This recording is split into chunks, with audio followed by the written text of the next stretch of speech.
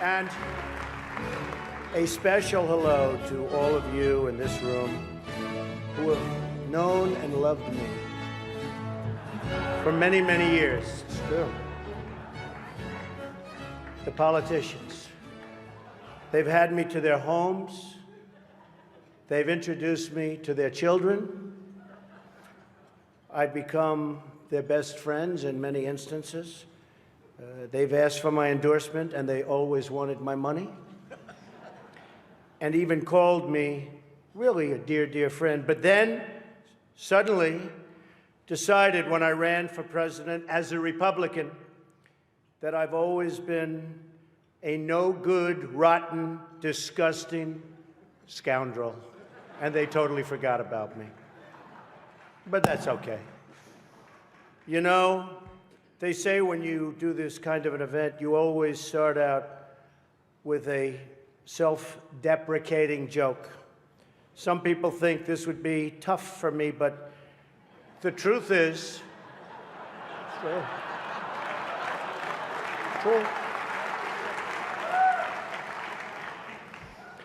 the truth is I'm actually a modest person, very modest.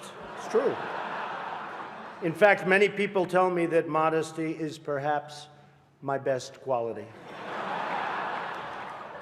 Even better than my temperament. You know, Cardinal Dolan and I have some things in common. For instance, we both run impressive properties on Fifth Avenue. Of course, his is much more impressive than mine. That's because I built mine with my own beautifully formed hands. While his was built with the hands of God, and nobody can compete with God. Is that correct? Nobody, right? That's right. No contest. It's great to be here with 1,000 wonderful people, or as I call it, a small, intimate dinner with some friends. Or as Hillary calls it, her largest crowd of the season.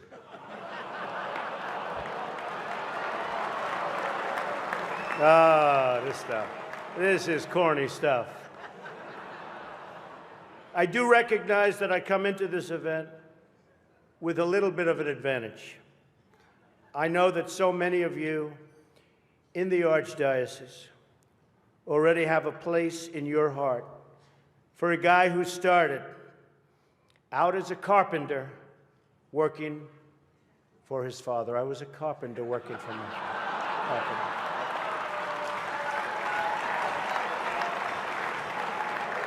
True. Not for a long period of time, but I was for about 3 weeks. What's great about the Al Smith dinner is that even in the rough and tumble world of a really, really hard-fought campaign. In fact, I don't know if you know Hillary, but last night they said that was the most vicious debate in the history of politics, presidential debate, the most vicious. And I don't know, are we supposed to be proud of that, or are we supposed to be unhappy?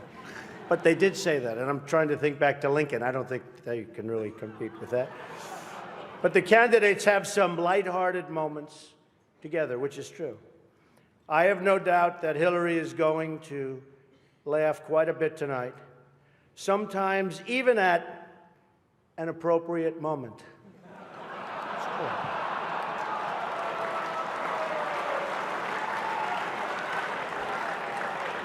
And even tonight, with all of the heated back and forth between my opponent and me at the debate last night, we have proven that we can actually be civil to each other. In fact, just before taking the dais, Hillary accidentally bumped into me, and she very civilly said, "Pardon me."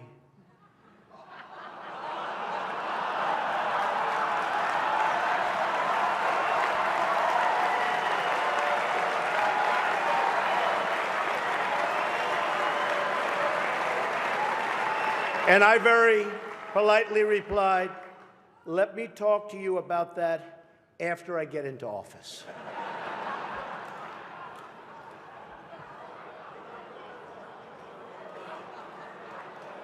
Just kidding, just kidding. And Hillary was very gracious. She said if somehow she gets elected, she wants me to be, without question, either her ambassador to Iraq or to Afghanistan. It's my choice.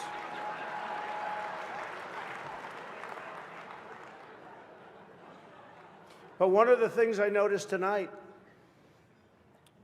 and I've known Hillary for a long time, is this is the first time ever, that Hillary is sitting down and speaking to major corporate leaders and not getting paid for it. It's true. It's true. It's true. You know, last night, I called Hillary a nasty woman. But this stuff is all relative.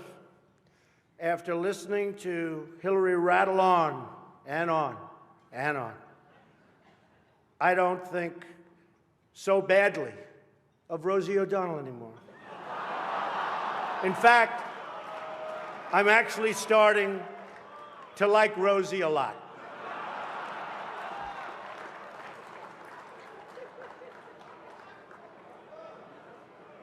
These events give not only the candidates a chance to be with each other in a very social setting, it also allows the candidates the opportunity to meet the other candidates' team. Good team. I know Hillary met my campaign manager, and I got the chance to meet the people who are working so hard to get her elected. There they are. The heads of NBC, CNN, CBS, ABC. There's the New York Times right over there, and the Washington Post. They're working overtime. True. True.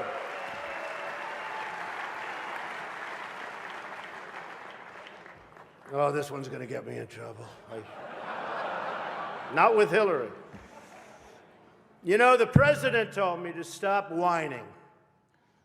But I really have to say, the media is even more biased this year than ever before. Ever. You want the proof? Michelle Obama gives a speech, and everyone loves it. It's fantastic. They think she's absolutely great. My wife, Melania, gives the exact same speech. And people get on her case. And I don't get it. I don't know why. And it wasn't her fault. Stand up, Melania. Come on. She took a lot of abuse.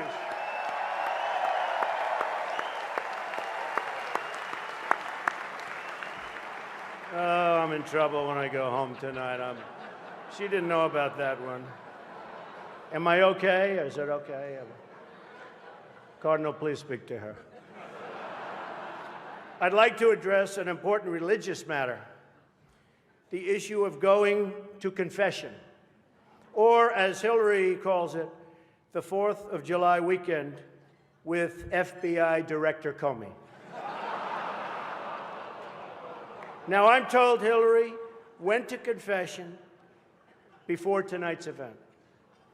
But the priest was having a hard time when he asked her about her sins, and she said she couldn't remember 39 times. Nah. Hillary is so corrupt. She got kicked off the Watergate Commission. How corrupt do you have to be to get kicked off the Watergate Commission? Pretty corrupt. Hillary is and has been in politics since the 70s. What's her pitch? The economy is busted. The government's corrupt. Washington is failing. Vote for me. I've been working on these problems for 30 years. I can fix it, she says. I wasn't really sure if Hillary was going to be here tonight, because I guess you didn't send her invitation by email. Or maybe you did, and she just found out about it through the wonder of WikiLeaks. We've learned so much from WikiLeaks. For example, Hillary believes that it's vital to deceive the people by having one public policy and a totally different policy in private. That's okay. I don't know who they're angry at, Hillary, you're right. For example, here she is tonight in public, pretending not to hate Catholics.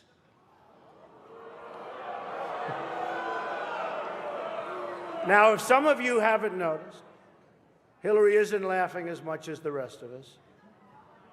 That's because she knows the jokes. And all of the jokes were given to her in advance of the dinner by Donna Brazil, which is, everyone knows, of course, Hillary's belief that it takes a village, which only makes sense, after all, in places like Haiti, where she's taken a number of them.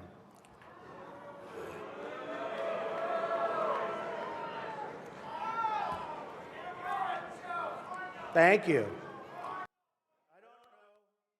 And I don't want this evening without saying something nice about my opponent. Hillary's been in Washington a long time. She knows a lot about how government works. And according to her sworn testimony, Hillary has forgotten more things than most of us will ever know. That I can tell you. We're having some fun here tonight, and that's good. On a personal note, what an amazing honor it is to be with all of you. And I want to congratulate Hillary on getting the nomination, and we're in there fighting, and over the next 19 days, somebody's going to be chosen. We'll see what happens. But I have great memories of coming to this dinner with my father over the years when I was a young man. Great experience for me.